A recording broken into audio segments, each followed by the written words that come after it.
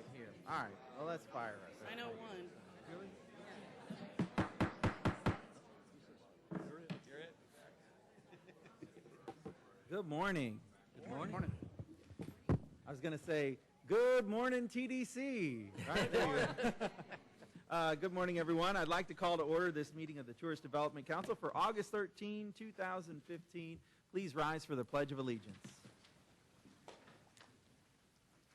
I pledge allegiance to the flag of the United States of America and to the republic for which it stands, one nation, under God, indivisible, with liberty and justice for all. Thank you. You may be seated, and let's go ahead and call the roll, please. Commissioner Brian Hammond. Present. Renee Afforded. Present. Mike Gibson. Present. Fran Myers. Here. Pamela Cronin. Colleen DePasquale. Here.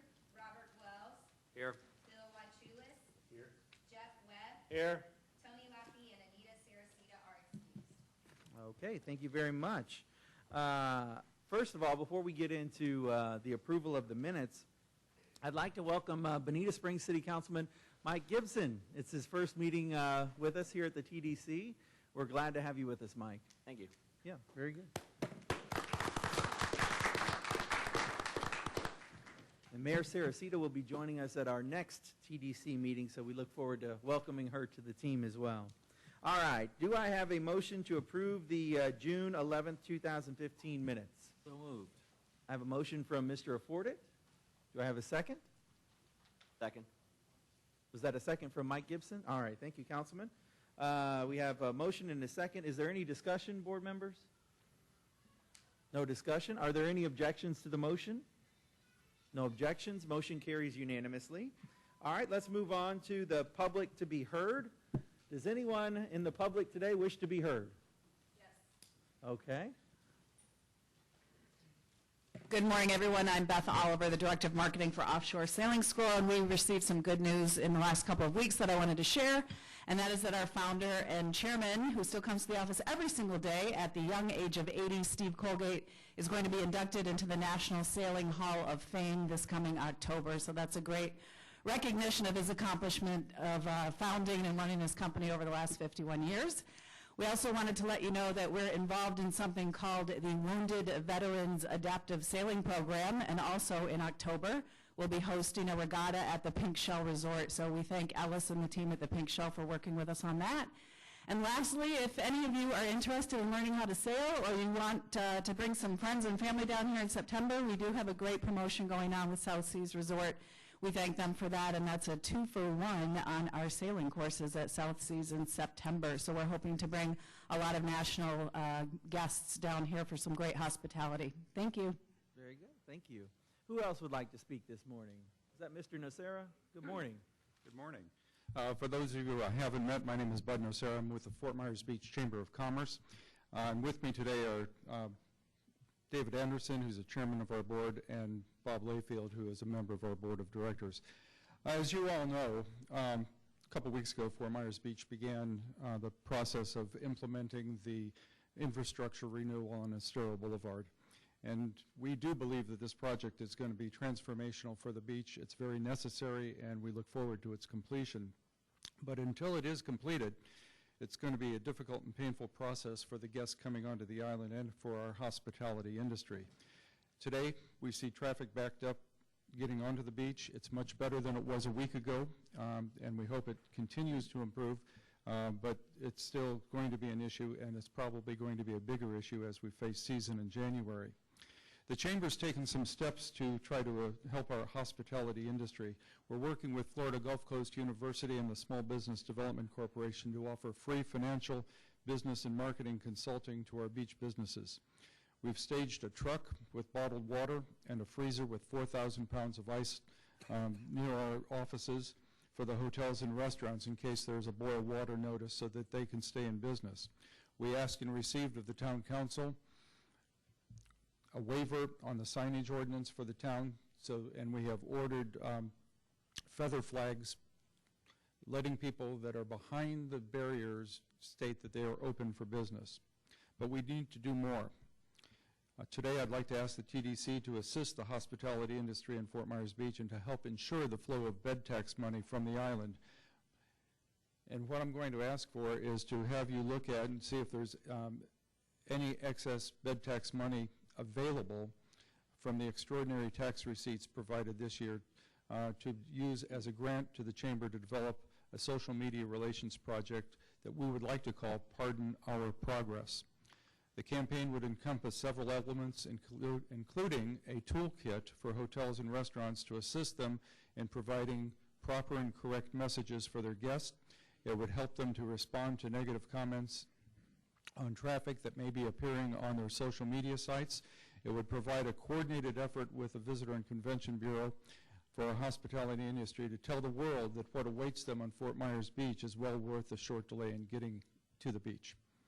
We believe the campaign needs to be implemented by a dedicated full-time social media professional stationed on the island to work daily with the hospitality industry to both monitor our industry's social media and to work with them to implement the toolkit and the messages. We will have the added benefit of improving the overall social media skills of the island as a result of this. We're asking the TDC to look at providing funds for such a program. If you ask how much will that be, the answer is I don't know.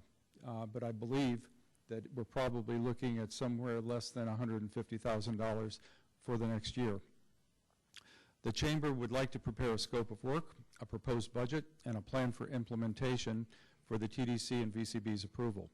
We would propose monthly draws based on the budget and timeline to be monitored and results reported back to the TDC and VCB. We ask that you look upon what's happening to our hospitality industry the same as you would after a hurricane. And it's, I guess, appropriate that today is the anniversary of Charlie. We ask that the funds be made available to help the Chamber defray the costs that we have. And I know that you cannot use the funds to help with the ice in the water, but if the county could do that, that would be helpful too. Finally, I would ask the TDC and county to look upon this construction project as truly an opportunity. It's an opportunity for the county government, the town of Fort Myers Beach, and the community to look to the future. We need to think outside the box and come up with solutions for transportation and access to the beach for the visitors to the island. We need to encourage alternative modes of transportation. We need to further develop off-island parking and waterborne as well as bus transportation of visitors and residents to the island. We need to take a look at what's going to happen when Lee County is built out 15 or 20 years from now and all the people that live here want to come to the beach.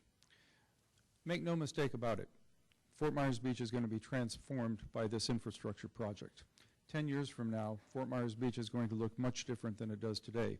Now's the time to guide and shape the change. I thank you for your time this morning and your thoughtful consideration for the request. Thank you.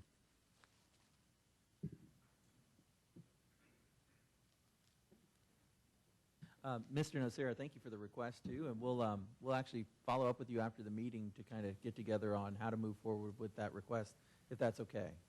Okay, good deal. Anybody else in the public wish to be heard? I see. Let's have you first, and then Mr. Larkin second. Good morning, Jack Carver from the Florida RV Trade Association. Just want to remind council that we will be having our annual Florida RV Trade Association meeting statewide at the Sanibel Harbor in early September. I've talked to Tam about it already, and I'll be coordinating with her and her staff to provide information on our area. Expect about 250 or more people to attend.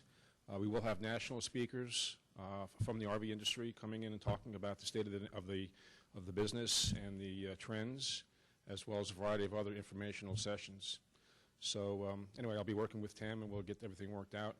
As an aside, I was on Fort Myers Beach last week, and it is bad. Thank you. Thank you, Mr. Carver. Mr. Larkin.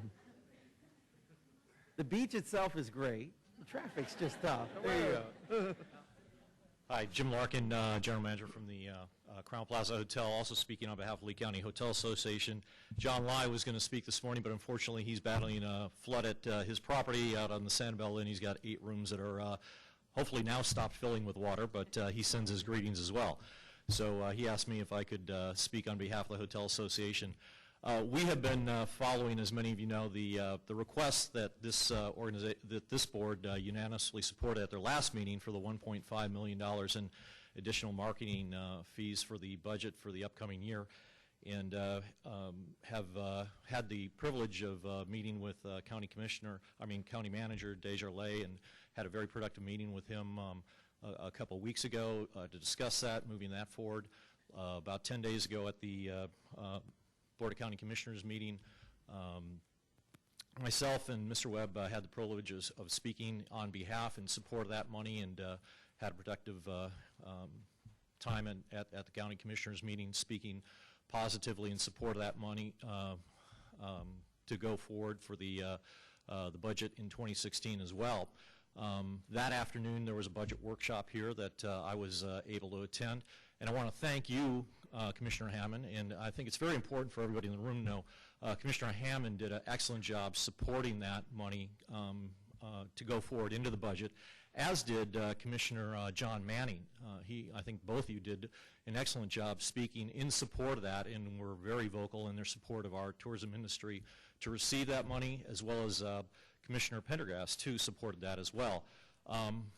Unfortunately, there was seemingly a little bit of a speed bump there with two other commissioners, and I know that'll probably be discussed, or I think it may be discussed later on, that I guess there's going to be a review of a proposal of how that money is going to be used, and I think everybody in this room needs to understand that there's going to be, I guess, a request by TAM to do a proposal on how that additional money is going to be used, and maybe what the results of that additional funding would do. But I'm hopeful that the other two commissioners will come around and see that the support of the tourism industry is necessary, and that money, I'm sure, is going to be well used. The results the last several years has been nothing but positive for the tourism industry, and certainly the Lee County Hotel Association supports that funding still going forward and knows just how important it is. So that I just wanted to come forward, thank you, Commissioner Hammond, for your continued support. It was very clear at the workshop how much you support the industry, how much John Manning and as well, Cecil Pendergast are behind this, and I think it's very important for everybody to understand that.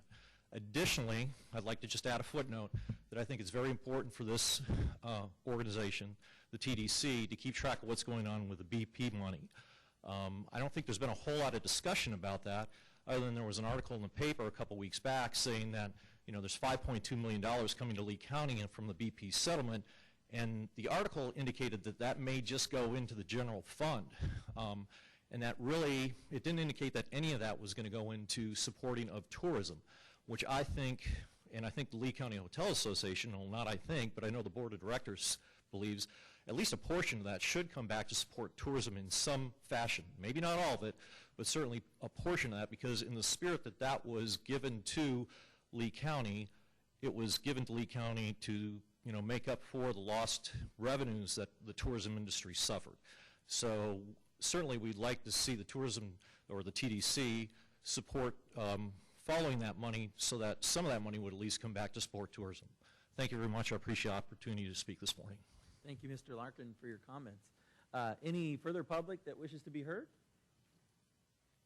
All right, seeing none, we'll close public comment, and we'll move on to municipalities to be heard. Anybody here from any of our fine cities that wishes to be heard? No? All right, we'll close that comment period then, and let's move on to our Executive Director report, and Ms. Pygott.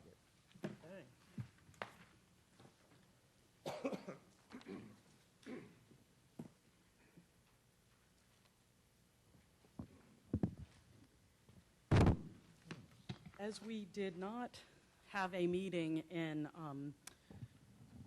July, I am presenting both May and June bed tax numbers to you.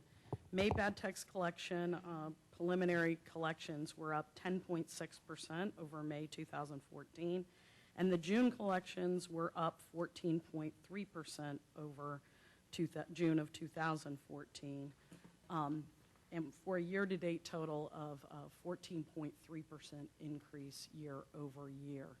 I think we're at about just under 32 million, and last year I believe we collected 33 million. So With several months yet to go, we have nearly broken last year's number. That is very, very good news. Now, we do know we're coming into a bit of the slower months, so we will see July. We're hopeful on July being a good number as well.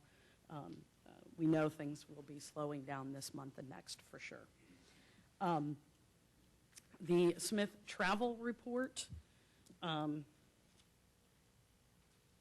we had an increase in occupancy of 19, let's see, this is very, we're getting used to the new dashboard. This is kind of fun.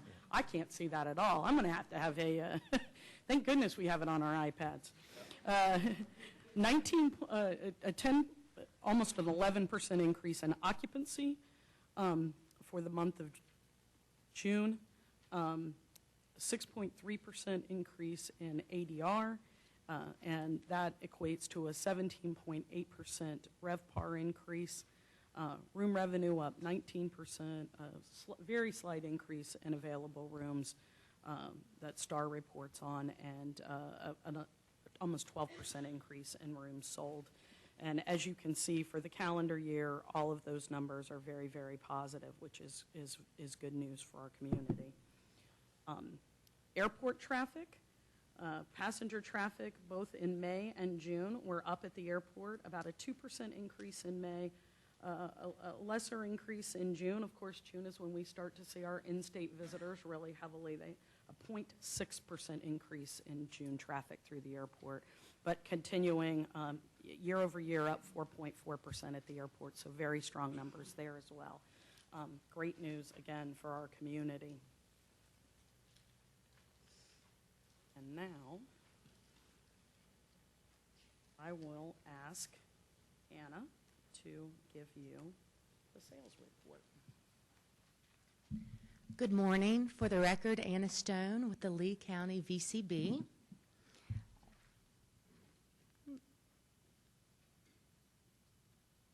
Waiting on my slides.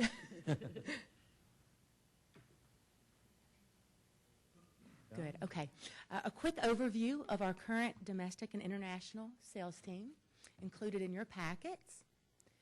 For the months of April through July, our meetings and groups performance measures, 157 leads were sent out with 30 definite bookings and a total of 8,660 definite room nights. There were 10 site visits the team conducted to the area, as well as 8 FAMs. Year over year, we are up in group definite bookings this year with 108 definite bookings versus last year's 94 year-to-date definite bookings. For our lost meetings business from April through July, the largest percent of our turndown was board or group preference, with date conflicts and price coming in respectively second and third. A few of the reasons cited for the board or group preference included that, for instance, a meeting went to the Swan in Orlando due to all the incentives Disney can offer, or the meeting is moving to piggyback off of the larger corporate meeting in Las Vegas, or Florida and the Bahamas are no longer being considered as the West Coast is now the choice destination for a group. A couple of our activities the teams participated in from April into July include our domestic travel trade outreach with the Southern Women's Show in Nashville, and our domestic group tour and travel team participated in the Florida's Attraction Association annual conference held here at Sanibel Harbor Marriott Resort and Spa. For our Meetings Southeast market, the team participated in Collaborate in Orlando, as well as the FSAE annual conference. In our Meetings Northeast market, the team participated in Smart Meetings, as well as hosted a Boston Red Sox client event in Boston. And for our Meetings Midwest team, the team participated in a Visit Florida client event in Chicago, as well as the Conference Direct annual conference in Dallas. A few of the future sales activities coming up in August and September for the sales team include a Twins client event in Minneapolis, Incentive Work Show in Toronto, Connect Marketplace in Pittsburgh, the Florida Sportsman Expo in Tampa, the Visit USA Roadshow in Switzerland, as well as the Southern Women's Show in Orlando. There are many more you can see in your packet, but I won't read every one to you.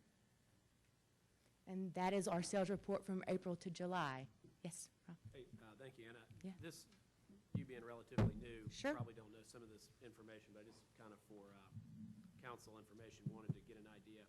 If you show leads and indefinite bookings, have we tracked over time how, is there, do we see in the data that becomes a fairly consistent percentage number, or does it switch around dramatically from year to year?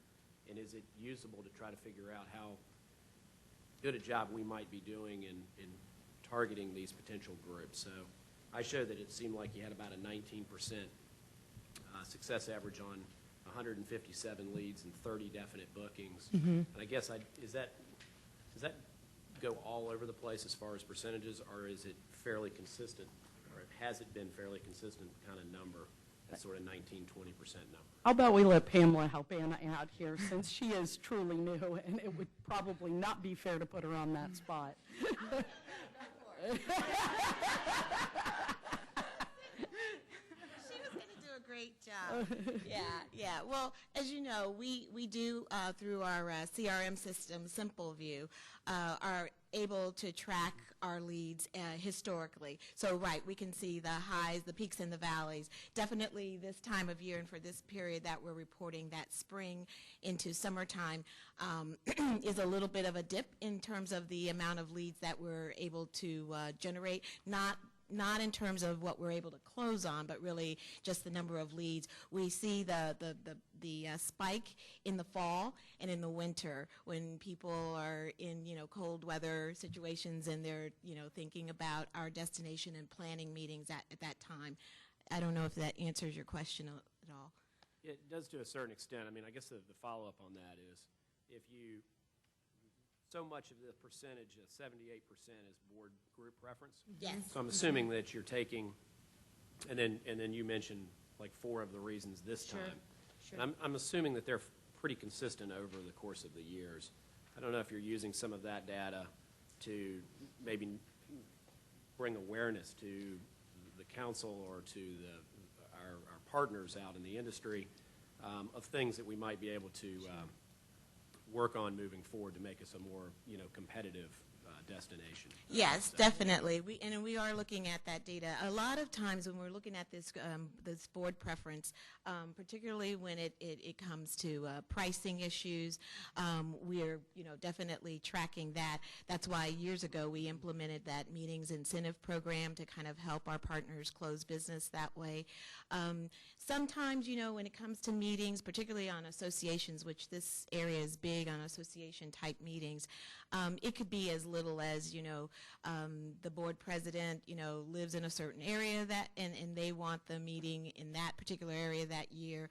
It could be, something really as small as that. But yes, we definitely mine that data to make sure that there aren't any, nuances, trends that we should make our partners aware of. Thank you. And I think, Rob, really the simple answer is it does bounce around a bit because, of course, every group is unique.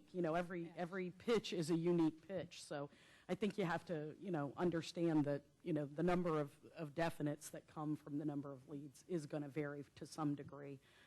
No matter the most fabulous salesperson in the world is going to see some variation from year to year in terms of that because there are so many variables involved in that sales effort. And to add to that, Rob, as well, too, taking these reasons, we filter them through our operating system to know next time around when we go back to bid for a piece of business, this is exactly why they turned us down last time, and how can we solve that problem? So, any other questions? Okay, thank you. Thank you, Ms. Stone. All right. Katie Meckley is going to present the marketing report. Good morning, I'm Katie Meckley from the Marcom team, and I'm just going to take a minute to go over what we've done the last few months and what we have coming in marketing in this fall. I'm going to briefly go over Expo Milan. We had presence at Expo Milan from May 22nd to June 11th in Food Truck Nation in partnership with Brand USA, and we showcased our local cuisine at the food trucks as well as branding it. And we had a digital reach of over 1 billion, which we are happy about.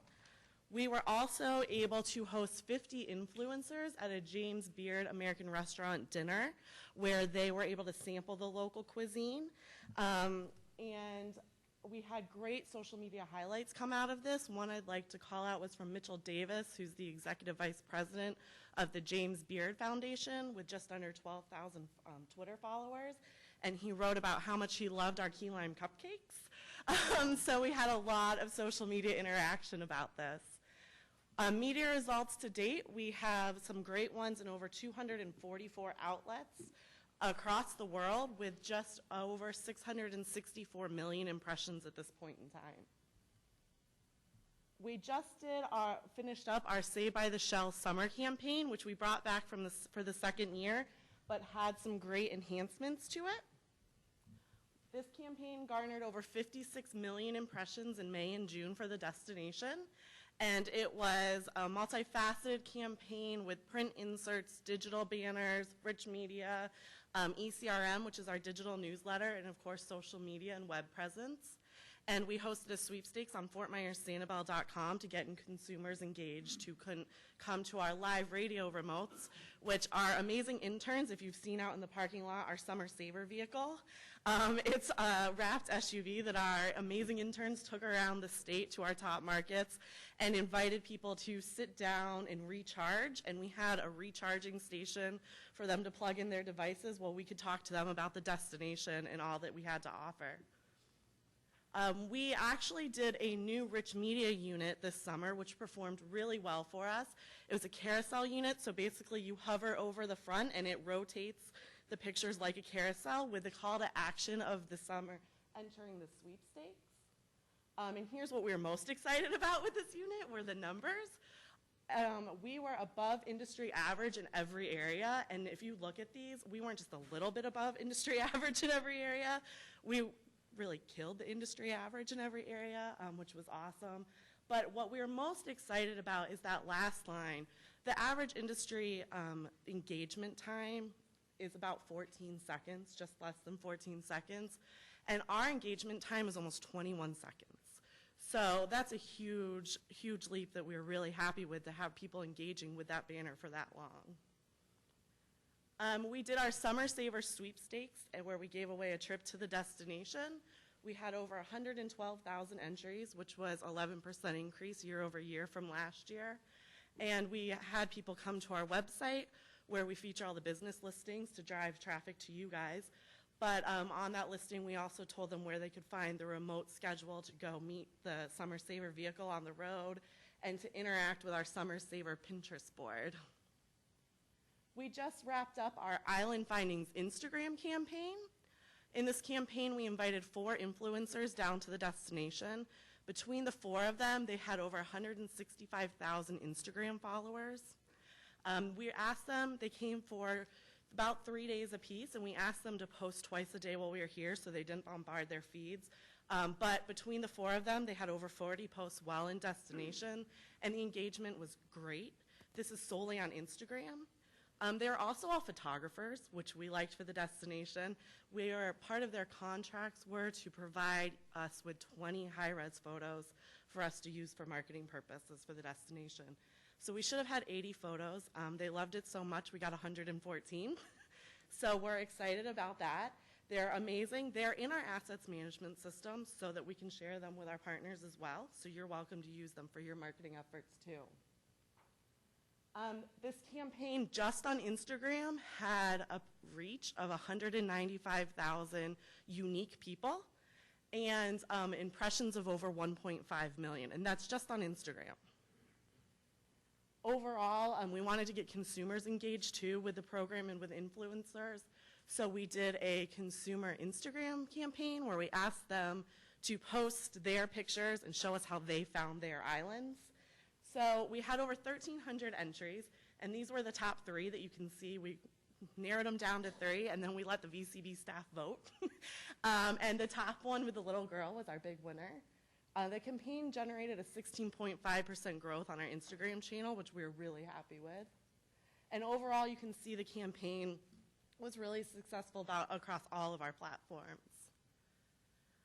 Hopefully you have your calendars marked for the Island Hopper Songwriter Fest, September 17th through 27th in Captiva, downtown Fort Myers, and on Fort Myers Beach. We've made some enhancements to islandhopperfest.com this year. We've added a feature artist section. We've organized the venue sections a bit better. We've added a Google Map integration so it's easier for people to find the venues. The schedule section this year, we have an artist filter, so if you love somebody, you can find them right away. Excuse me. And then we have 2 new pages, but we actually have 3 now since we made this. We have a new media page and volunteer page, but what I'm really excited about is our last page, which is our #IslandHopper page. And it aggregates in all content across the social media platforms that use the #IslandHopper, so you can watch the conversation about the festival in real time on our website, which is pretty neat. Of course, we're supporting this through advertising. We have a print buy with Florida Weekly, where we buy out of area and get added value in area. We have a great partnership with our local Happenings magazine, and they've given us in-kind donations of some, I think 3 ads and a cover. And then, of course, we partner with iHeartMedia on both 30-second radio spots, because they're a festival partner, and online banner, where we bought, again, out of area in our top in-state, and then we get added value in area. We're, of course, promoting it across all of our social channels, and we're running our Song and Chance competition again this year, like we did last year. So we have Song and Chance 2, and it's where songwriters can upload a video and you can go vote for your favorite video, and then we'll bring that songwriter down to the destination to perform during the festival. So make sure and check out the Fort Myers Sanibel Facebook page so you can vote. We have some new things coming up. We have, of course, Christian Bush from Sugarland will be back, but we have Jana Kramer and Pamela as our new headliners this year. And then we've added in downtown Fort Myers as a location, as well as Captiva and Fort Myers Beach. So the festival's definitely growing. We've already secured media in the Chicago Tribune, Los Angeles Times, all of these great publications, and have secured some really great journalists who will be here to cover the festival during it in September. Coming up this fall, we're launching our Fall Away campaign, which will be our big campaign for the next couple months, and it's inclusive, again, of print, banner, digital, all around e-newsletters. We have scheduled over 20 million impressions for this one through August and September, and the goal of this on our messaging is don't let those unused vacation days go to waste. Come down and visit before the craziness of the holidays start. And then we're excited to partner with Expo Chicago again this year. We invited artist Jose Lerma down to Captiva in June, and he also has galleries. He's a Chicago-based artist with galleries in London and New York as well. And from his time in the destination, he was inspired to create 3 different pieces. His work will be shown at Expo Chicago in September. And then we're also doing wallscapes and shuttle buses around Chicago, and we'll be the sponsor of the Expo after party as well as the VIP lounge, where we'll brand it, the destinations, all the branding of Fort Myers and Sanibel, as well as host journalists and VIPs and influencers, so we can talk to them about the destination. So we have a busy fall coming up, and we're excited. Thank you, Katie. Any questions for Katie? Just one comment. Those fantastic photos you had earlier, are they available to the properties for their promotional material as well? All they have to do is contact the VCV or contact you? Yep, if you contact me, I'll send you a link, and you can download. We have thousands of them in all different formats that you can download. Great. Thank you. Yep. And to be clear, you know, you can not only use them in your promotions, but let's say you want to put new artwork in your rooms, you're redoing your rooms, and you want to add some artwork. Like, I noticed the hot new thing in hotels when I'm on the road is local art, right? So I'm in Austin, there's, images of Austin in my hotel room, or I'm in New York, there's images of New York.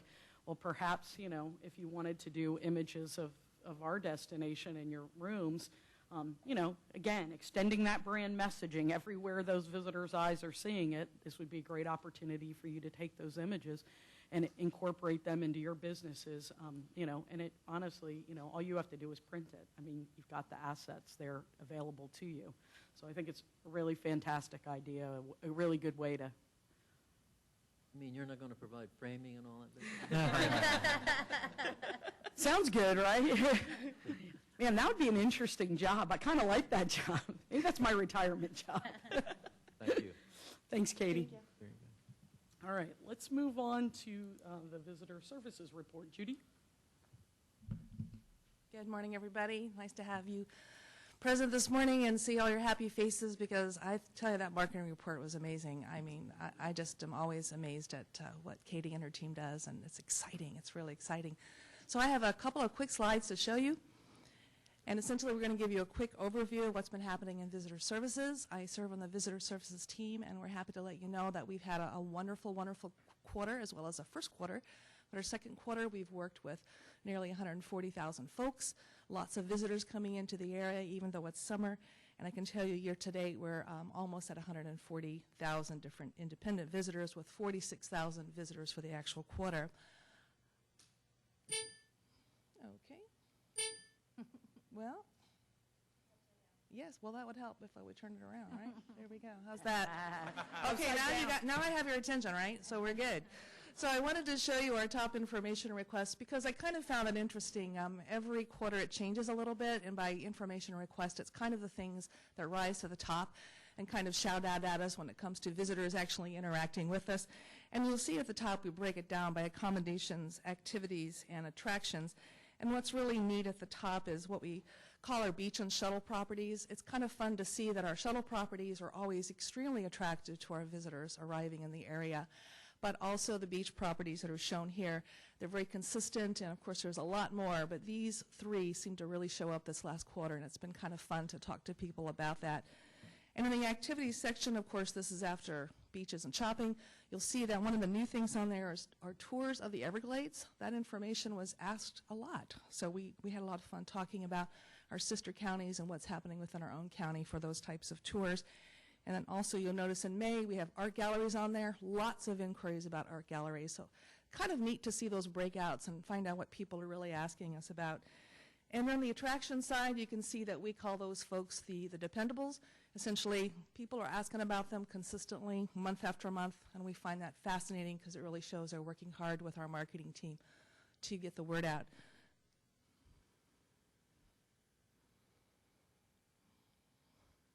And then you're going to see a listing, and of course you have the full information in your packet about special projects and community support. Very briefly, some of the highlights, as you know, because many of you attended the 25th Annual Tourism Ambassador Appreciation Luncheon. We have 124 volunteers, 2 who are still with us after 25 years, and we had a wonderful, wonderful event for them earlier this year. A couple of the noteworthy things, all of you participated in the Southwest Florida Travel Rally. As you know, that was a big 3-county event. We had nearly 2,000 people. We had prizes, we had race teams, we had an amazing exhibitors area. It's really growing, and there's a lot of fun things you're going to see come from that area. And then another quick thing, something new this year, we had the Team Tourism Summer Lecture Series. Our first one was held in June. We've got 2 more coming after that. That's been a lot of fun because in our education outreach, one of the things we like to do is provide really supportive and valuable programs, workshops, if you will, that complement some of the issues that they are facing, and we do always provide those free of charge. And then as far as our look ahead, you're going to see on there that we, of course, do a lot of support for the Sports Development Department through NARCH and a lot of volunteer activities there to make them even more invaluable to the community.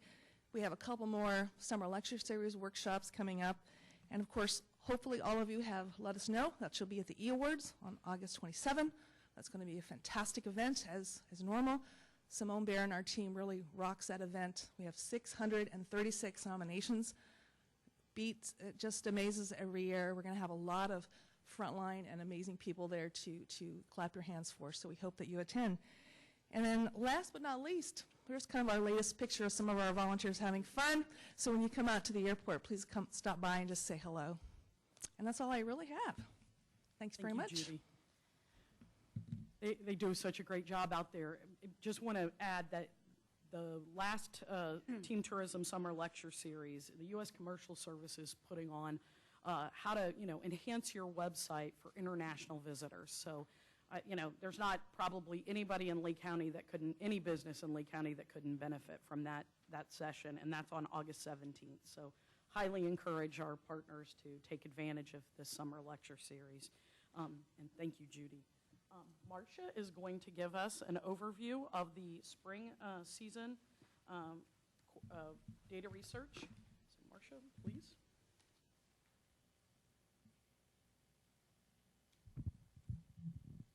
Good morning, Marcia Wood with Davidson Peterson Associates. As Tam mentioned, I'm going to be giving you the report for the spring season. We also have some year-to-date highlights as well, so looking at the first half of the year. For the spring season, we did see a drop in visitation, which I know may feel a little disconcerting.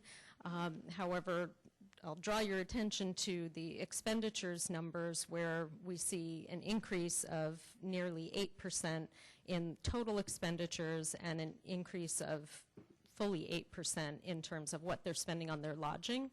So just, we talked about it last quarter as well. What seems to be happening with the visitation is not so much that you aren't bringing visitors here, they just tend to stay a little bit longer, so you don't have as much churn in the rooms that they're staying in.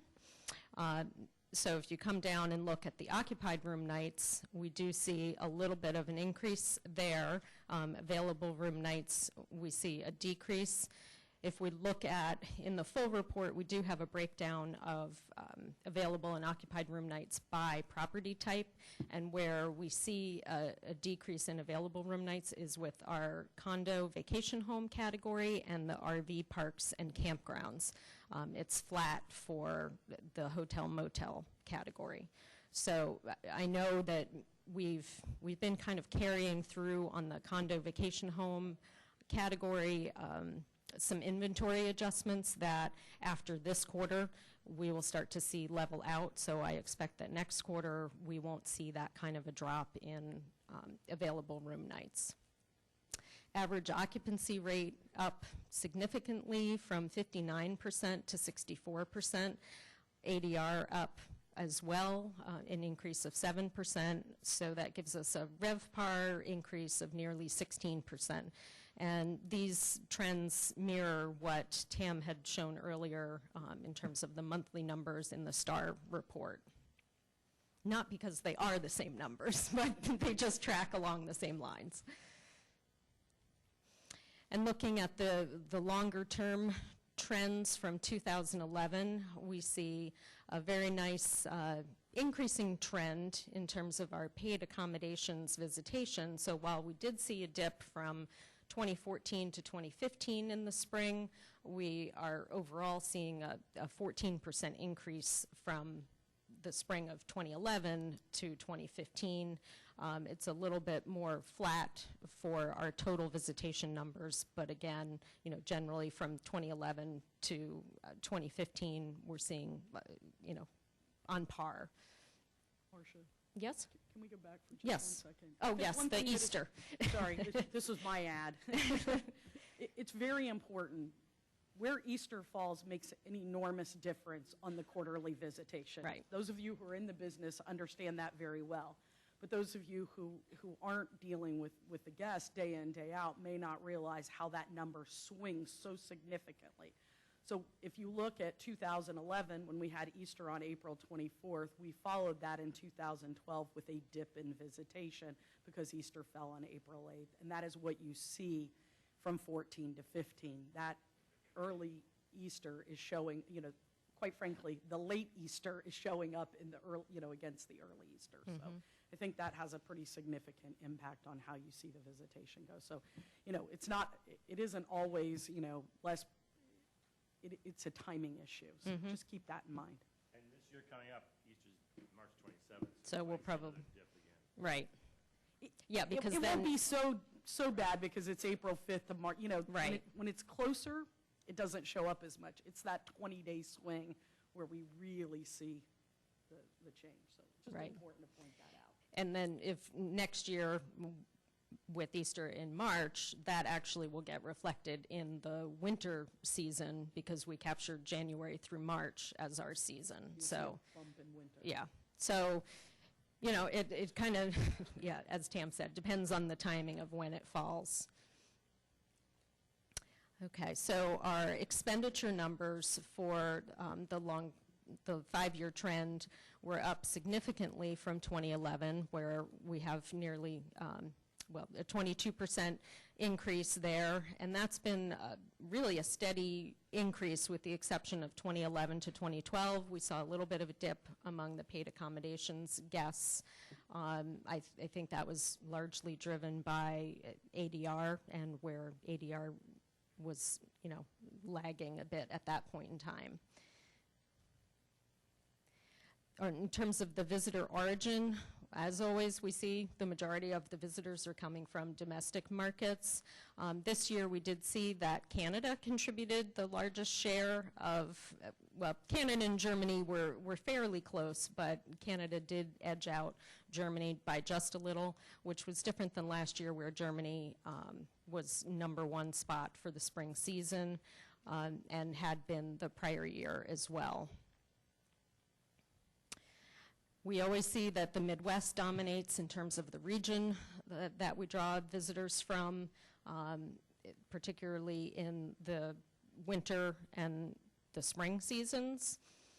But interestingly, when you look at the individual DMAs, we see that New York and Boston are the top DMAs, followed closely by, a number of the Midwest markets.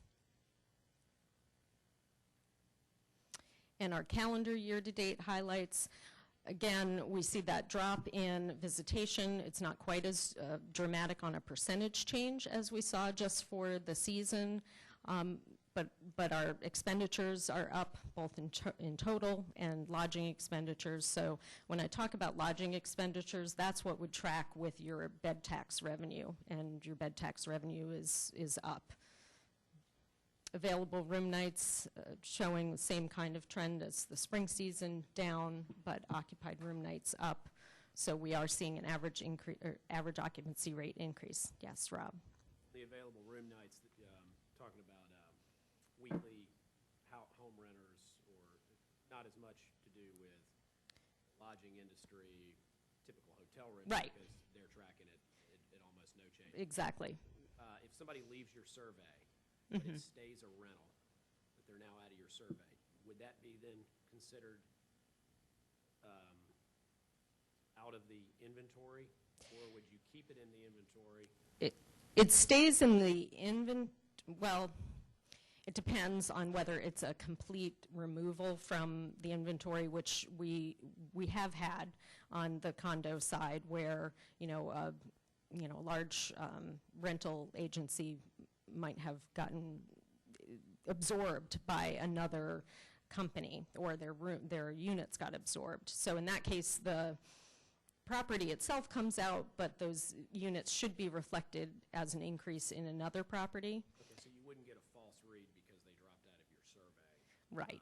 It would be true that they are no longer in the rental business Yes. for whatever reason. Yes. Okay. Now, having said that, though, it's a challenging category to keep tabs on.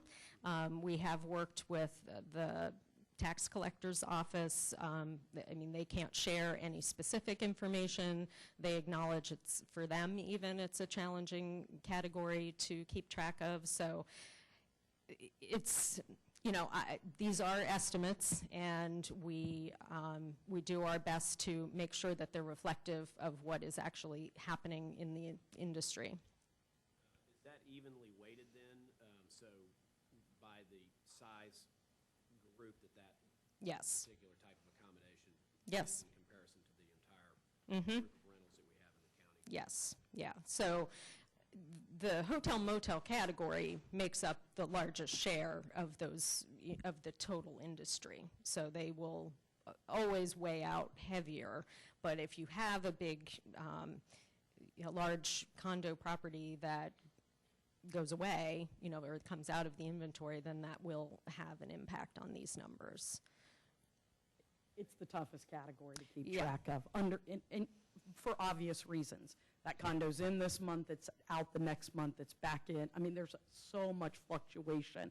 The owner may come and stay for 3 months, so for 3 months it's out, and then Right. the rest of the year it's in. So, I mean, understand how that, it's an enormous challenge, and I mean, not an easy task. I mean, if you said to me, what's my confidence level on condos, that would be the weakest category in terms of condos and vacation rentals, because there's so much fluctuation in the way they're managed. Right. So it is really tricky. And so, as Marcia said, this company is no longer managing all the units in this condo, property, but now 8 different vacation rental companies are managing the units in that condo property. How long does it take for them to show up on the reports that Marcia gets?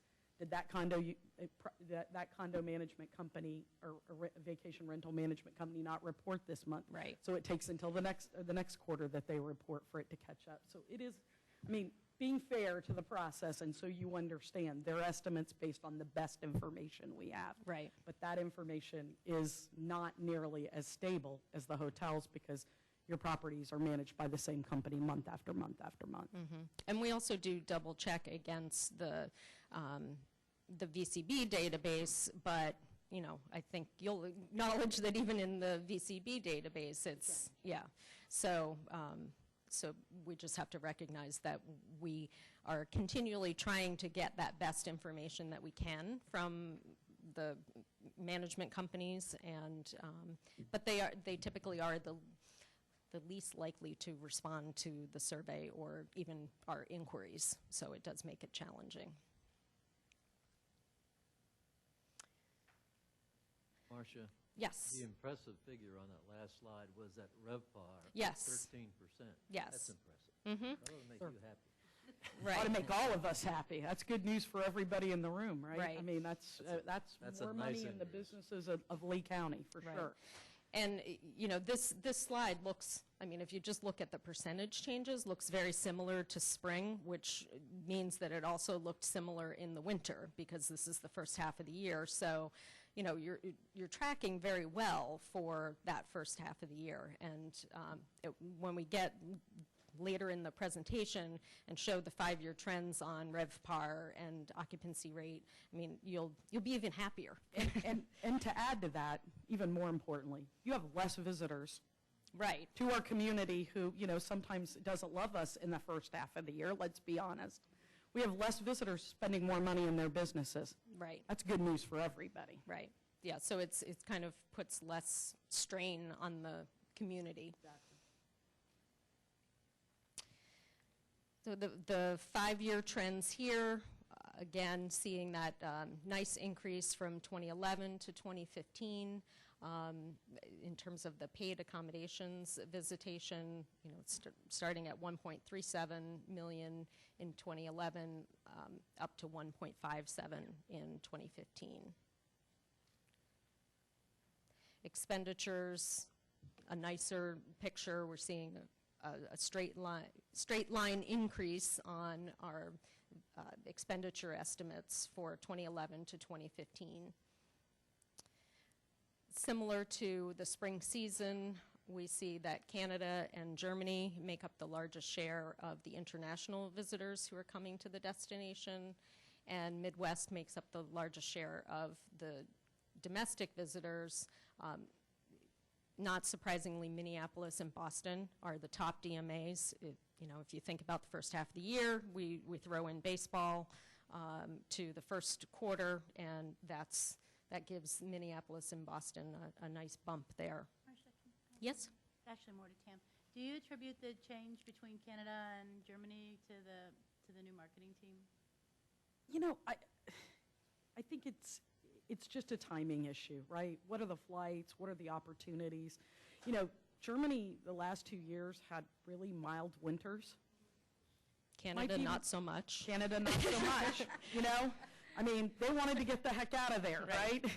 And as long as they could get out, they were going to stay out. I mean, you know, and I'm not complaining because this southern girl that go into ITB was really happy for those warm marches. You know, you think the weather doesn't play a role in this, but the weather plays an enormous role in this. And I mean, you know, our northern friends have been very happy to escape in the early half of the year. And if you'll remember, they had a pretty long winter this year, too. It extended in, and I think, honestly, even some of that length of stay increase we saw in the spring probably has to do with April, you know, showing a stronger length of stay because it was still pretty darn cold at home, and they decided to hang out. So I think that's really what you're seeing.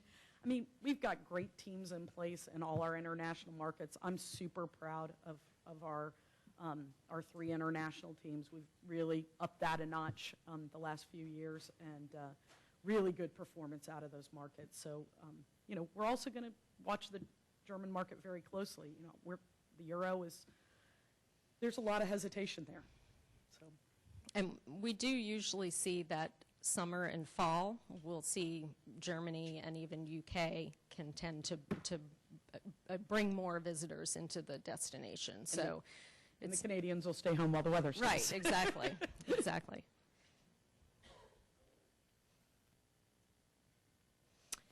So this gives you the picture of the 5-year trend on our available and occupied room nights. The important takeaway here is looking at the top line, which shows the decrease. That's the available room nights. So we're trending down in available room nights.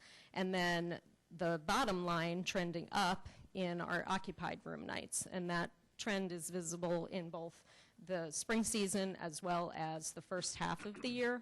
So what that means is we're going to see this increase in occupancy rate for those periods. So looking at 52% in 2011 for occupancy spring, up to 64%. So a 12 percentage point increase is quite remarkable over that 5-year period. And again, we see, you know, likewise an increase in the calendar year figures. This just gives you the detail by property category. So we are seeing a little bit more bouncing around in the RV parking and campground category, whereas in the hotel, motels, and the condo vacation homes, we saw kind of a stepwise increase over that time period. ADR trends, the increase is not quite as pronounced as what we saw with occupancy rate, but still quite remarkable when you look at 2011 to 2015 in the spring season. You know, not so much going on between 2011 and 2014, but then this really big jump in 2015 in terms of the ADR, and likewise we see the same thing with the calendar year. So, you know, clearly it seems that property managers are putting more emphasis on increasing their average daily rate. And again, by property type. So as I mentioned, Renee, this is the nice slide here where you see that RevPAR increase from 2011 to 2015. It's kind of gradual from 2011 to 2013, a little bit more of a jump in 2014, but then this really big jump in 2015. By property type. Visitor satisfaction, and this is something that we've been looking at more closely. We have seen a little bit of waning in the visitor satisfaction, particularly the very satisfied rating. So what's happening is we're seeing a little bit of a downward trend in the very satisfied rating, and they're going to satisfied. So it's not that they're moving to an unsatisfied, it's just that they're not quite as exuberant perhaps as they were before. But digging into this more, what we're seeing is that it really appears to be driven by our first-time international visitors. They are showing particularly low, very satisfied ratings. That's where we see the biggest gap. And just to give you, Okay. Just to give you a little bit of perspective, you know, if what we're seeing is 56% among the total sample of visitors that we surveyed, looking specifically at the first-time international visitors, they only gave us, 17% of them gave us a very satisfied rating. So, you know, I'm not sure what to say to do about that. You know, the international guests obviously are a smaller proportion of your total visitors, but we are seeing an increase too in first-time international visitors. So that puts a little bit of pressure there. But have you looked at this from a region standpoint? Sanibel, Fort Myers Beach? We can't really break it out to that degree. So this is not, this is just anyone who visited Lee County. Jeff? Do they, when you do these surveys, is there any sections for comments? And if so, do they give you any idea of why they rated it lower? That we don't have a follow-up to this particular question, the very satisfied ratings. I know we do have places for comments. In the past, we've looked, like last summer when there were water quality issues, we looked at some of the comments to see if there were things coming up around that. Nothing has jumped out at us as, this seems to be what's going on from a comment standpoint. However, if we drill down a little bit more, we do have the quality of accommodations metric as well. So when we look at quality of accommodations and look at it just among people who are staying in paid accommodations, keeping in mind that satisfaction with visit is among all visitors, even if they're staying with friends and family. But quality of accommodations, we see a dip there. It doesn't, you know, it's not quite as dramatic, but the far exceeded and exceeded rating has gone down. And again, we see that particularly with the first-time international visitors. I know for this quarter, though, we also see it even for repeat visitors, both domestic and international repeat visitors. But where we see the biggest gap is the first-time international visitors. So, you know, I mean... Well, this speaks, quite frankly, to exactly what I've been talking about for all 5 years I've been sitting at this table, is that, you know, we have some product enhancement needs in our community. And I think that is, you know, that is the message that I'm taking away from it. In fact, I added the quality of accommodations question, because satisfaction with visit involves every aspect of your visit. But satisfied with your accommodations is a little bit different conversation. Do you feel like it, you know, price-wise and quality met what your expectations were? And, you know, let's be honest, first half of the year, pretty darn expensive to stay in Lee County. Right. You know. Not a bad thing. Not a bad thing. Good for everybody, right? But does that quality of accommodations meet up with that price that they were expecting? Remember, this is their perspective on what they thought they would get for that dollar amount.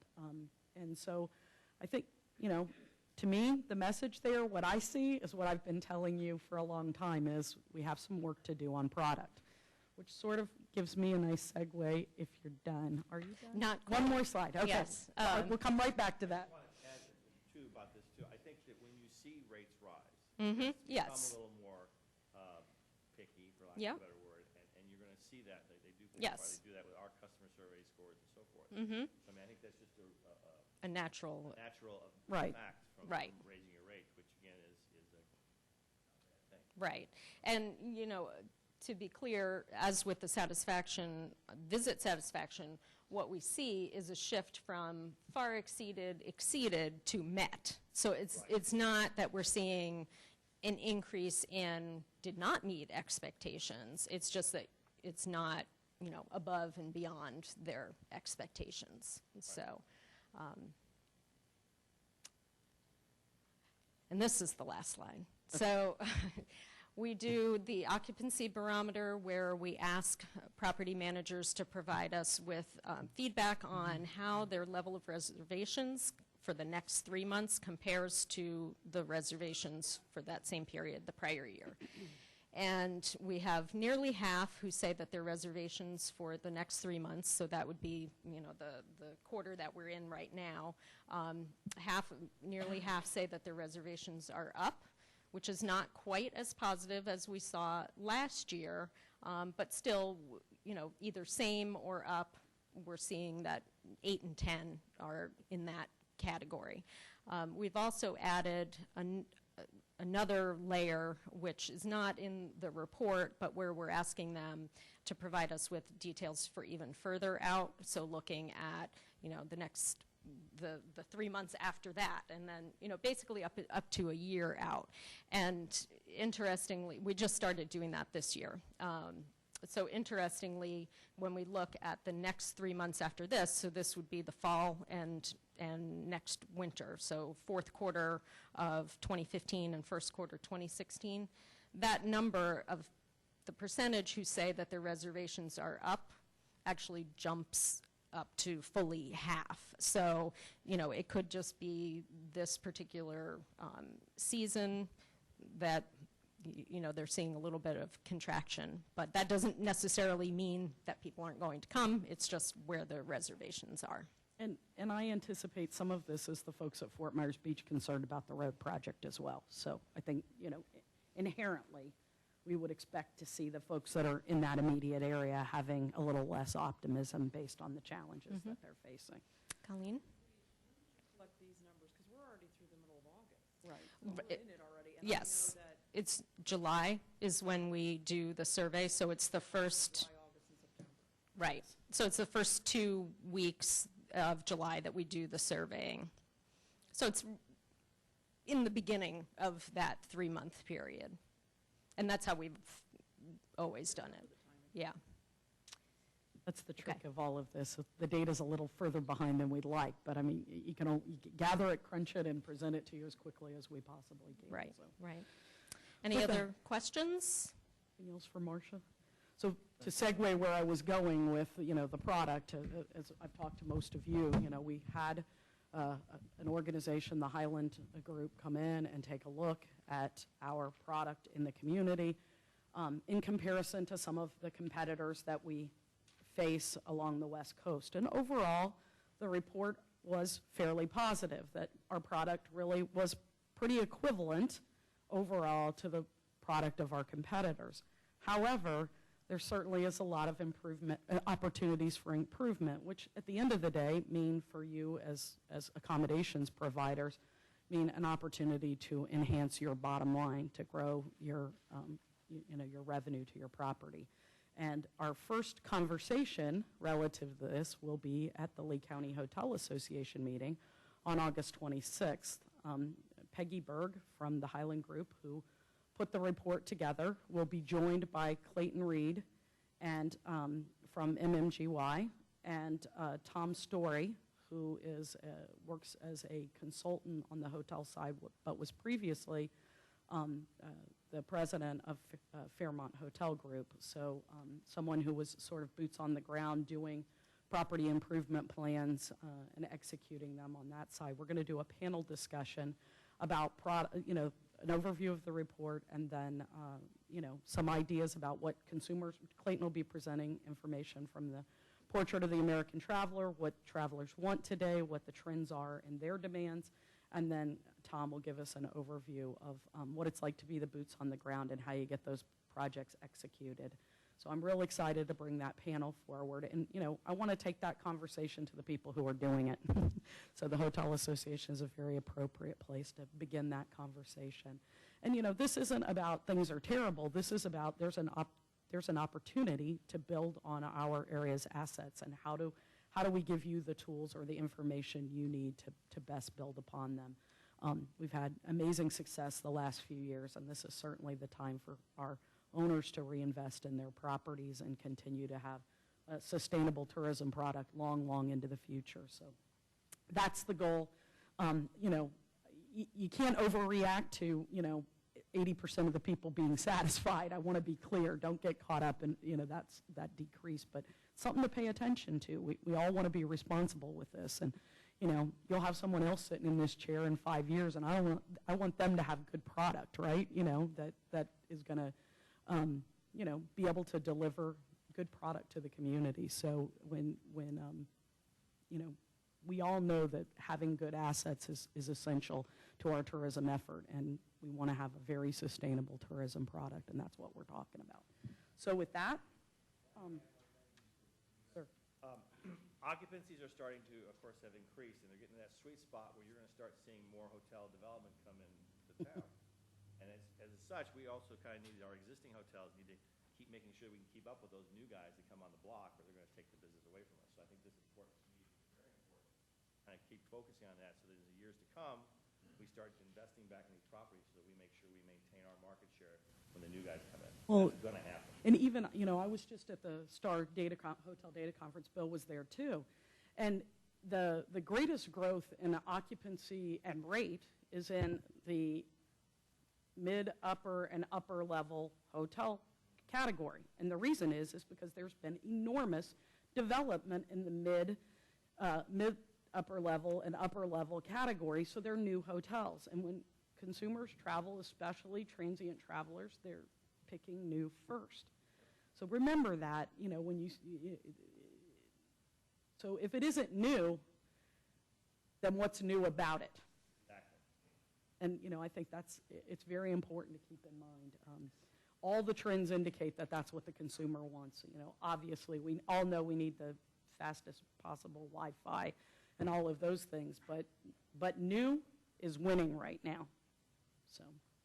That was the message. I was at the Hotel Restaurant Operations Summit, and the big topic was, if you're not watching the millennials, you're missing it. They're the fastest growing and spending the most money right now in the hotel industry. So, and what they want, take this away, this was the most interesting topic, was 51% of them trust the internet before a friend. 51% trust the internet before a friend. So if you're not watching social media either, you're missing it also. And TripAdvisor's king, right? When we talk about our marketing plan, those enhanced dollars, there's a lot of effort with TripAdvisor in that plan, being a beta test for some of their new efforts. Those are the things that absolutely are driving business today, and we understand that. I know you understand that, but I think it's just important that we really are keenly aware of these issues. And this is not a negative conversation. This is the most positive conversation you can have. How do we get better? How do we ensure that we have long-range opportunities in our community? And we want your businesses to be as successful as possible. Let's work together to make that happen. So with that, sir, I think I'm finally done. Very good. Well, thank you for the Executive Director report, and let's move on now to our Sports Development Executive Director, Jeff Milkey. Morning, Jeff. Good morning, Chairman. Good morning, Council. Jeff Milkey, Lee County Sports Development Office. Today we're going to go through our second quarter of 2015 activity report, starting with April. Total room nights sold April 2015 was 4,716. Oh yeah, I have the clicker, don't I? This is a new slide that we've started to add and that we wanted you all to see. And this gives us a little bit more of a trend line of what's going on with about a 7-year snapshot. April looks pretty crazy. This is a lot because we're somewhat at the mercy of Florida Youth Soccer Association, which is now based out of Polk County.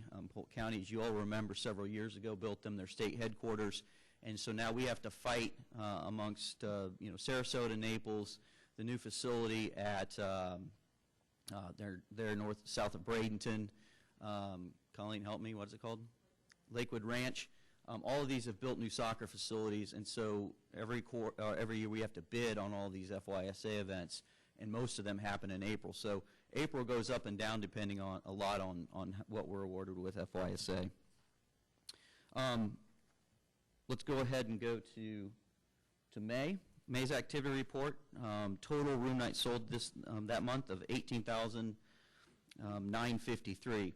A lot of that was because of some particular events, the Florida Youth Bowling State Championships, which moves around the state, and we've been lucky enough to host it now, Gary, twice.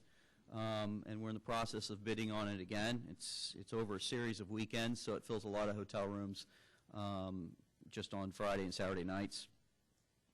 We were in our third year of our final contract with Florida High School State Baseball, and we are currently renegotiating with them for another 3-year contract, which is going well. And then Perfect Game Memorial Day Classic, you just continue to see this product grow and get bigger, and it's one of the largest Memorial Day baseball tournaments in the country that we know of. So if you go to the trend line for May, thank you, Amanda, for helping me with this and making all the colors pop. You'll see that May actually of this year was our best May that we've ever had. So we continue to find ways to continue to increase this in-need time of the year. All right, so then you go to June. Again, a fantastic month of June 2015, 21,598 hotel rooms generated through sports. Some of that, and I'm going to talk about July a little bit because I know there's been a marketing meeting recently, and I've heard myself there's a lot of frustration, especially with the inland properties, about July was down for sports, and I'm sure Jeff will address that when I'm done. And part of that was because we squeezed some Perfect Game out of July into June to make room for the new product, which all of you remember is called The Series, which was a spin-off of Perfect Game. They were going to start at ages 8 years old and up and have this big event the last 2 or 3 weeks of July, which didn't work out as well as everybody had hoped. So for what July suffered, June gained. So we're trying to look at our summer as somewhat of a 2-month or a 60-day snapshot instead of just trying to compare July to July, because it won't look good when you see the July numbers at the November TDC meeting. However, June was again the best June we've ever had. You go back to direct impact of $8.6 million coming out of visitors' pockets and staying in our community. And then you go to this trend line. You can see June has continued to pick up. We had 18,000 in 2012, and that was 8,000 of that 18 was from the men's state bowling championships. So again, it has a huge impact on our community. We are bidding on that again. But then as you go up from 2013 to 2015, this is really a growth in baseball. And a lot of that is because of the addition of JetBlue Park, having additional baseball fields in our inventory, and it just enables us to continue to put more baseball activity in our community. If you compared, that's the last slide. If you compared year to date from 2014 to 2015 after 6 months, we are up. We are at 65,800 room nights right now compared to 59,000. So, about 6,000 room nights up over last year. However, again, some of that business was pushed into June to make room for some new products in July that didn't work out very well. The other issue we had was many of you, everyone in the room is familiar with the North American Roller Hockey Championships. This year, for the first year ever, we hosted it 2 years in a row. No city had ever done that. But as a business decision, the owners of NARCH decided to split the product into an East Coast and a West Coast championship. So there was an event in California 4 weeks before the East Coast Championship in Fort Myers. And so last year we had 280 teams participate in it. This year we only had 180 teams participating in the East Coast. They still had 225 over on the West Coast. So I think as NARCH considers their business model was successful because they had more teams combined than they had in just one location. But for us as a destination, obviously we were disappointed in the numbers. And so that, in combination with the series not working out as well as we'd hoped, is what I think is attributing to all the grumbling about July. So with that, I also want to thank Judy. She did mention in her slide about all of the volunteer services that they they donate their time and to help us, and we're really, really appreciative of that. And it adds such a level of customer service when when our volunteers are able to answer the thousands of questions that come at them, sitting in the heat sometimes at baseball tournaments, sitting in the cold in Germain Arena. And so we really appreciate, Judy, all your help with that. And then, again, we're not going to have a TDC meeting until November, so this is our travel season. We're about to head over the horizon. Gary and I think, have about 18 shows and conferences and bid events that we have to go to. Gary just got back from Minneapolis not too long ago, where we partnered with the Twins, St. Pete Clearwater, and Tucson to put on a client event where we invited the top baseball coaches from the upper Midwest. Also, Minneapolis happened to be hosting the National Senior Games at the same time, which you all know that we've hosted the state senior games for a number of years, and there's some interest in potentially talking with the National Senior Games folks about moving or bidding on that event for our community. So it was a great trip. Thank you, Gary, for doing that. That's my report. If anyone has questions. Just a quick comment. Yes, sir. I think you explained July perfectly. I think the bottom line was, Perfect Game came with a new product. They under-fulfilled what they promised, and that happens with a new product. It was something we should have done more like a wedding group type of situation. The other thing we also experienced too, which you didn't mention, was that we did get a lot of rate pushback from some of the baseball stuff this year, or some of the other teams that came through. So that's something else that we all ended up kind of dropping rate a lot, because we just got to a threshold where they said, hey, this is too much money. They started going elsewhere. So we did have to drop rate as well. Well, that tends to be a historical discussion too, because Tam and I, for many years, talked about when there's a recession or when something bad happens, sports tends to thrive because it's a much more rate-sensitive group of people. And then when times start getting good and rate starts going back up and occupants start to fill, those are the first ones who start pushing back a little bit, because it's soccer moms and it's parents who are spending all their money every other weekend taking their kids on these travel teams. So they're much more budget sensitive. So, as March continues to boom, you're going to see the Gene Cusick Classic potentially even go away eventually, because baseball teams, college baseball programs cannot afford to spend an average rate of $300, $350 a night on a hotel room in March. So sports is a little bit sensitive too to how successful the ADRs and the occupancies are. It still has been a great year for sports. It still has been a great year, yes. Thank you for saying that. And similarly, bus travel and, group business, same thing. We get the same resistance, We know your first choice is a leisure traveler. I get it. Yeah. Deepest pockets, longer stays, all the things that come with that. And we certainly understand that. But, we're trying to deliver on all these levels. And, we want to keep all our opportunities available to us, because we all know that the economy is a cycle, and, there are ups and downs. And, we're going to continue to work those businesses, just like Jeff is, same thing, but it is what it is. One of the reasons we were created 12 years ago was to fill times of need, and our job, it was very clear: don't market our area in January, February, March. We don't need that kind of help. Start in April and run through December, and that's where we want most of your marketing efforts to be. And then 4 or 5 years ago, everything happened, and we really started marketing our sports product year round. And, with the county manager's emphasis on sports tourism, we're trying to get more data. We're trying to be more analytical. And, when we see these charts now and you can see where the ups and downs are, it helps us really identify, okay, and I really didn't point it out, but you saw in March, April, that big fluctuation. That was only a fluctuation between 3,000 and 5,000 room nights. But then you look at May and June, and you're talking about 18 to 25,000 room nights. So it instantly gave us, kind of an eye-opening of, we really need to do some more, focus on April. And May and June are doing pretty well. So it's helping us, I think, identify months of need for the industry. March, so it sounds like this worked for them.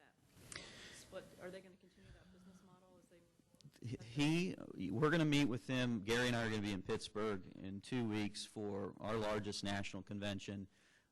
We have a meeting set up with Darren. The other thing is that, we all typically try to go through our local housing system here.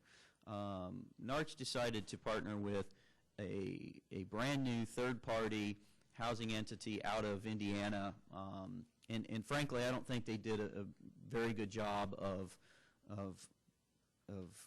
handling that system, and I would think most people would agree with that who dealt with them. So we're going to urge the NARCH folks to go back to our local housing system the way that it's tried and true here. It's the customer service is its highest level when they go through our system. But we're also going to have some pretty frank discussions about how the product in its changes isn't doing as much for us. We still have to pay a pretty hefty rent amount at Germain Arena. And we'll see where that goes. So, I think that even though we have NARCH booked for next year, we'll be the first city ever to host NARCH 3 years in a row. There's a lot of discussions that have to happen before it kind of gets signed off on. Any other questions or comments? Thank you all for your continued support. Thank you, Jeff.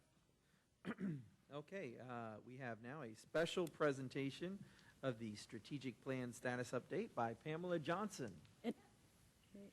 Good morning, I'm back. Actually, Pam, before you get started. Yes. I just want to say to the folks that are in the room, we're going to go through these next couple of things lickety-split. I know we said we were going to try to start the co-op rollout at 10:30, and or at the end of the TDC meeting, whichever came first. So pretty quickly, we're going to go fast, right, Pamela? Got it. I can I follow believe orders. you have your instructions. Yeah, Wow. I do. Any questions, I guess. Exactly. Okay, quickly.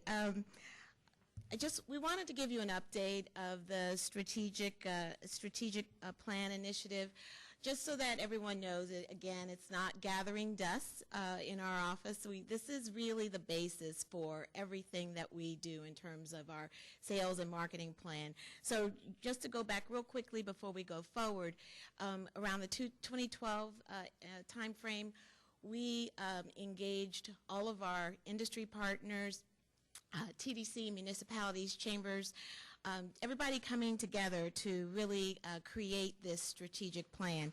And out of it came 4 key pillars, which was to develop the tourism pipeline, grow shoulder and off-peak season, protecting Lee County's natural assets, and making tourism a shared community initiative. And these PowerPoint slides are very, very wordy, and I apologize for that, but we really want to show you the evolution of the plan. So we had 6-month goals, followed by more long-term goals. And this morning, what I just want to do is give you a quick status update. I'm not going to go through every initiative because I know we're running out of time. Actually, Tam did my job for me when she talked about developing the tourism pipeline. And if you recall, last year, Marcia gave us DPA that profile of our key visitors, the activity seekers, the affluent explorers, social sharers. I don't know if that rings a bell. There was a nice infographic about it. Anyway, those are the folks that we're trying to attract. And as Tam mentioned, as far as the product audit, that is moving forward. Again, August 26th at the Hyatt Regency is the next Lee County Hotel Association meeting, and we'll have more to say there. We've been working very closely with the Port Authority in terms of leading the Air Service Development Initiative. I know that we were with them just recently when they did the new service to Puerto Rico, and did some sales calls and media calls there. So we work very closely with them on all of their international efforts, and we've been continuing to work with Air Berlin for that Germany flight, and also anything that we can do with the airport to try to enhance and go after new service. A growing shoulder in the off-peak season. Katie talked a lot about this. A lot of it has to do with the Island Hopper Songwriter Festival, as well as we've created some really cool videos, island findings. I think we've done 3. There's some more in development. We're going to talk a little bit more about that coming up, but we're really trying to push that off-shoulder time period. We've done increased partnerships with Brand USA. We've also done a couple of media FAMs for the Chinese market, staying in touch with the South American market, seeing if there's any new opportunities for any of these emerging markets or markets of opportunity internationally. Oops. Okay. I'm just going to, Saved by the Shell, Fenway. Yep. Okay. Oh, that's my out loud voice. Sorry.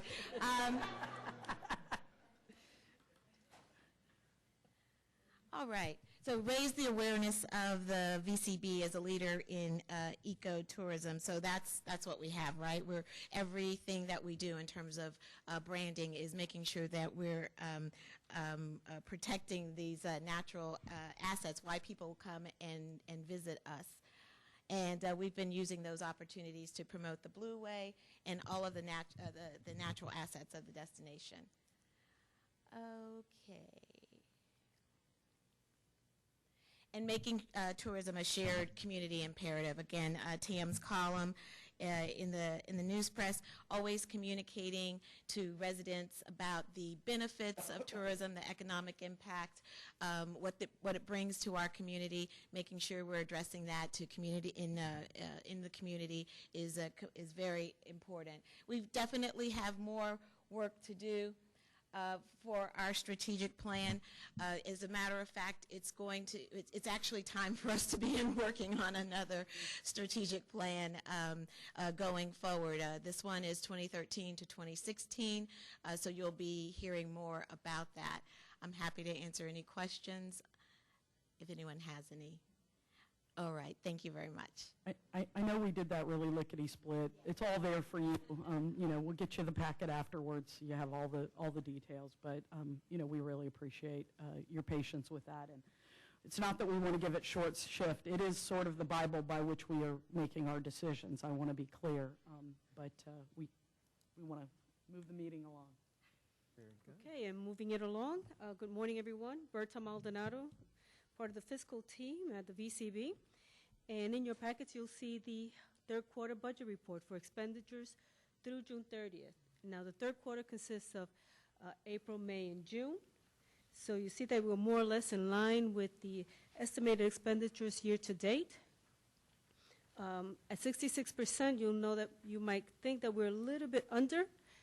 Target goal will be 75% expenditures, but keep in mind that historically and normally we do have our biggest spend during the last quarter with all the advertising expenses coming through for all these initiatives that Katie and Anna and the rest of the team has already spoken so highly about. We're very busy, and if you have any questions regarding the budget report, just let me know. And I think this is less than 5 minutes. Yes, sir. Thank you, Berta. No question on the budget. Looks like we're in line. There's always those timing differentials. Mm-hmm. But I guess this would be the time to bring up what Mr. Larkin mentioned earlier on that, the upcoming Board of County Commissioners deliberation on the additional bid tax funds.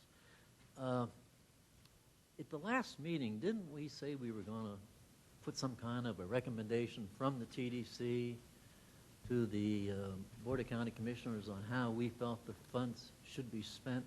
I don't know, has anything been done? Matter of fact, I think it was Roger's idea. But in other words, the Board of County Commissioners has heard from the VCB, but they have not heard from the TDC.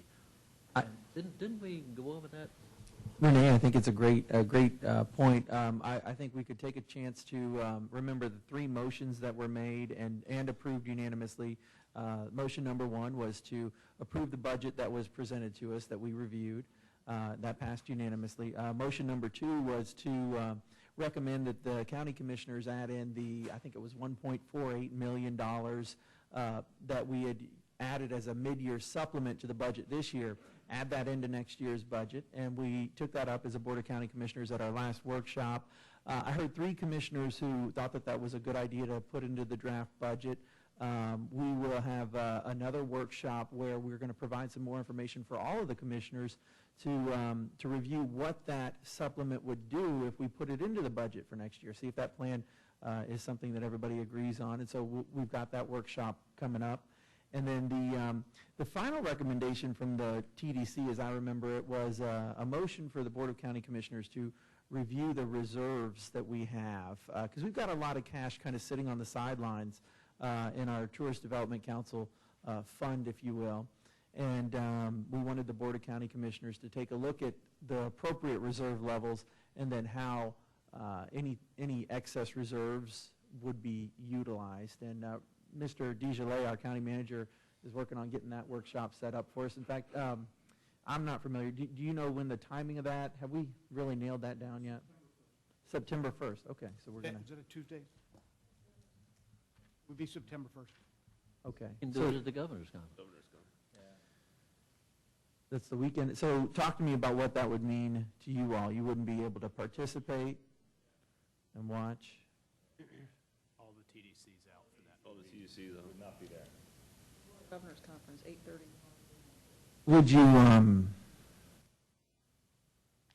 Mr. DeGillet, is it a time-sensitive conversation? Do you think it's something that we could push out till? Mr. Chair, the couple things.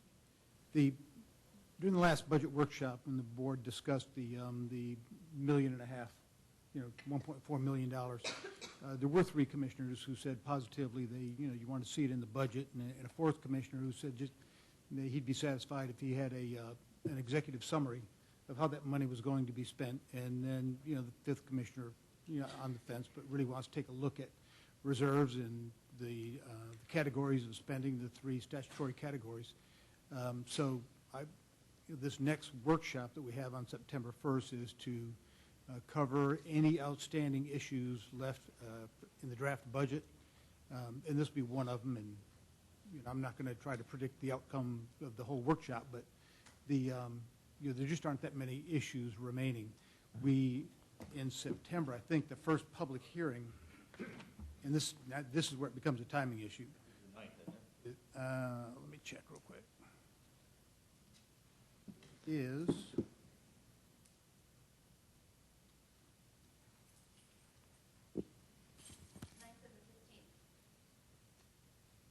got to be the 15th, guessing. Yeah, I know the 15th is the second public hearing, so the first one will be the 9th. Yeah, that's correct. Would everybody be back by then? Oh, yeah. Yeah. It's over on the 2nd. The governor's conference is over on the 2nd.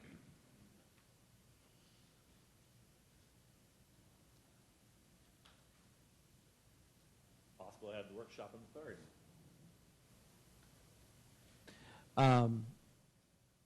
One idea I have, and this is just kind of thinking out loud, so forgive me if I say anything. Don't jump down my throat on this.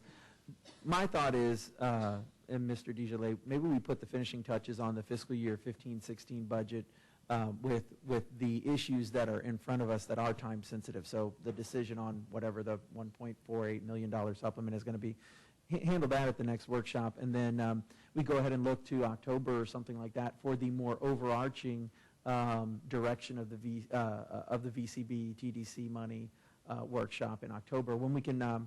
I would like to, and I was going to suggest this after the meeting, but I'll just do it right now. I'd like to actually have the rest of the commissioners get a chance to take a look at the strategic plan, especially since we're getting towards the end of that strategic plan, and get a status update similar to what Pamela was just giving us there, so they could kind of see what the strategic plan has been, and then kind of if we made those goals. I think that helps set the tone for the workshop, and then we could have a more overall conversation. Yeah, Mr. Chair, I think I may have misunderstood the question just a minute ago. The workshop on September 1st is to clear up, to finalize any of the existing outstanding budget issues, which includes the $1.4 million, the larger discussion about categories and reserves and all of that. That was, we intended to have that scheduled before the first of the year. That's not nearly as time sensitive. Okay. So that, it becomes a much easier conversation then. Okay, good. So if you're at governor's conference, really, you're not going to miss the overarching philosophy or strategy of TDC, because that's still to be determined on the date. Yes, sir, that's correct. And even with the workshop on the first, where the $1.45 million will be discussed, I think that the TDC and the hoteliers have made their point. And I don't know that there's much more, that the board, would accept that makes there's nothing new. So, yeah, I think should be fine. And emails and phone calls work, really well as well, too. If you are out of town, emails and phone calls, too. Commissioner, it's just a timing issue is all. Yeah. We've got the public hearings coming up, and we have to get it finished. Yeah, correct. Any further questions or discussion on that? Okay, thank you very much. You need a motion on this budget, or? Okay, I'll move. so, what is the particular motion that we need, Ms. Pygott? A motion to accept the third quarter. Accept the third quarter. Okay, so I have a motion from Renee Affordit to accept the third quarter budget report, and a second from Ms. Fran Myers. Any discussion? No discussion? Are there any objections to the motion then? No objections, motion carries unanimously. Thank you very much. All right, we're moving on to for council information. Let me ask Ms. Pygott, our executive director, to provide us with any for council information. There's quite a bit of additional information in your packet, a lot of good stuff. When I see something that I think might benefit you or be good information. Also pulled a couple of slides from the STAR Hotel Data Conference, projection for 2015, and projection for 2016. It's got PricewaterhouseCoopers, PFK, and STAR kind of on one slide for each year. So those are in there for you. There's a lot of other information there. This is your bedtime reading, let's call it, when you have a chance or you can't sleep, but some good stuff. And with that, a friendly reminder, there are a lot of dates, and we put a copy by everyone, the meeting schedule and dates.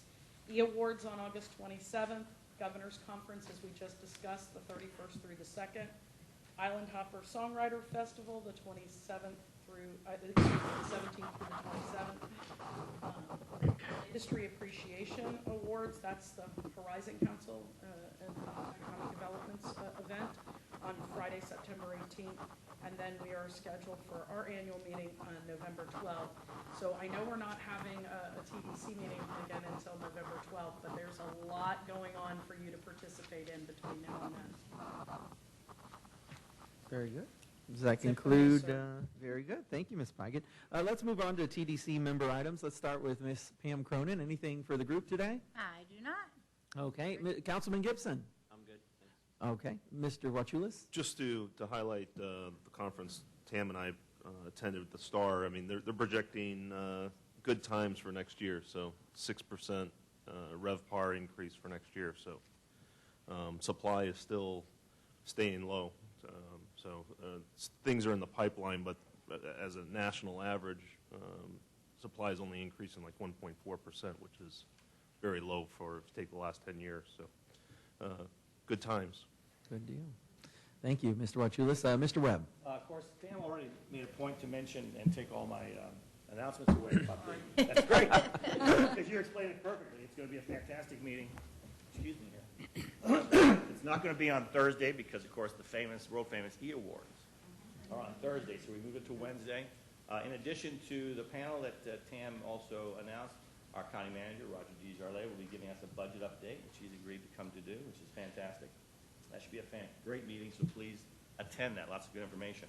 Another thing we're doing the end of next week, on our website will be a new hurricane checklist for all those individuals who want to know how to take care of their property when, of course, the computer doesn't work, as well as a bunch of other little things. Back in my day, we knew how that worked. Sometimes in this time, people don't know how that works. So it gives you a bunch of checklists and operational ideas on how to do that when that time does come along. So be looking for that on our Lee County website, which, of course, is LeeCountyHotelAssociation.com.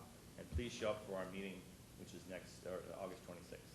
Wednesday, August 26th, not Thursday, Wednesday. And go to Thursday's E-Awards, too. That's very good. Pardon me? Where's the luncheon? The luncheon's going to be at the Hyatt Coconut Point. So we're just going to spend the night and go the next day and all things. It's going to be a big thing. And also, one other question, too. We mentioned about the BP money. When we're going to be not doing anything for the next couple of months in terms of a meeting, when will those decisions about how the BP money allocations be discussed? Will it be after we get back, before? I think that we all probably like to have a little opinion and talk about that a little bit. Thank you, Mr. Chair. Yes, sir.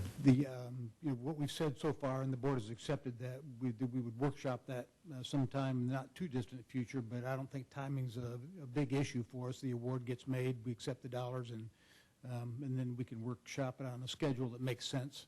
So I think it's pretty easy. Sure. Sounds fair to me. Yeah, not an issue. Yeah. Very good. Thank you, Mr. Webb. Mr. Affordit? Nothing additional. Okay. And Ms. Myers? I don't have anything because our meeting was canceled at Port Authority this last month, so don't have anything for you today. Very good. Well, thank you, Ms. Myers.